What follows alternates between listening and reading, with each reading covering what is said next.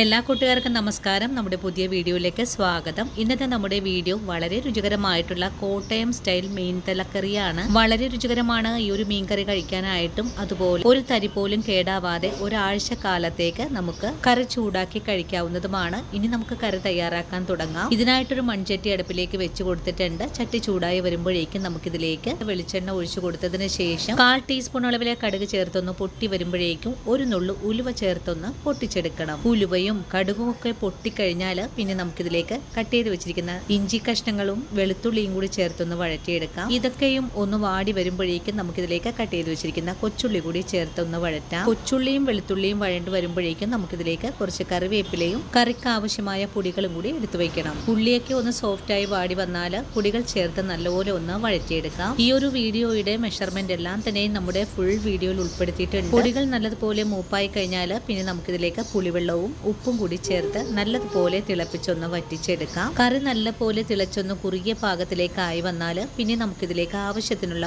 ചൂടുവെള്ളമാണ് ഒഴിച്ചു കൊടുക്കേണ്ടത്. ചൂടുവെള്ളം കൂടി ചേർത്ത് കറി നന്നായിട്ടൊന്ന് തിളച്ച് കുറുകിയ പാകത്തിലേക്കായി വന്നാൽ പിന്നെ നമുക്കിതിലേക്ക് കഴുകി വൃത്തിയാക്കി വെച്ചിട്ടുള്ള മീൻ തലക്കഷ്ണങ്ങളാണ് ചേർത്ത് കൊടുക്കേണ്ടത്. കഷ്ണങ്ങൾ ചേർത്ത് കഴിഞ്ഞാൽ വീണ്ടും ഒന്നുകൂടി അടി ചേർത്തൊന്ന് ഇളക്കിയതിന് ശേഷം കറി ഒന്നുകൂടി തിളച്ചൊന്ന് വെന്ത് വരാനായിട്ട് മൂടി വെച്ച് കൊടുക്കാം. കഷ്ണങ്ങളൊക്കെ വെന്ത് ചാറ് നല്ല കുറുകിയ പാകത്തിലേക്കായി കഴിഞ്ഞാൽ പിന്നെ നമുക്ക് ഫ്ലെയിം ഓഫ് ചെയ്ത് കൊടുക്കണം. അതിനുശേഷം കറിയിലേക്ക് ഒരു നുള്ളു ഉലുവപ്പൊടിയും കുറച്ച് കറിവേപ്പിലയും ഫ്ലെയിം ഓഫ് ചെയ്ത് കൊടുത്തതിന് ശേഷം ഒരു സ്പൂൺ അളവിൽ പച്ച വെളിച്ചെണ്ണയും കൂടി ഒഴിച്ചു കഴിഞ്ഞാൽ വളരെ സ്വാദിഷ്ടമായ കല്യാണ മീൻകറി അഥവാ കോട്ടയം സ്റ്റൈൽ ഫിഷ് കറി ഇവിടെ റെഡിയാണ്. ഇനിയിപ്പോൾ കറി ഒന്ന് തണുത്തതിന് ശേഷമായിരിക്കണം കഴിക്കേണ്ടത്. അപ്പോഴാണ് ഈ കറിയുടെ യഥാർത്ഥ രുചി നമുക്ക് തിരിച്ചറിയാൻ സാധിക്കുന്നത്. വീഡിയോ കണ്ട് ഇഷ്ടമായിട്ടെങ്കിൽ സപ്പോർട്ട് ചെയ്യാൻ മറക്കല്ലേ.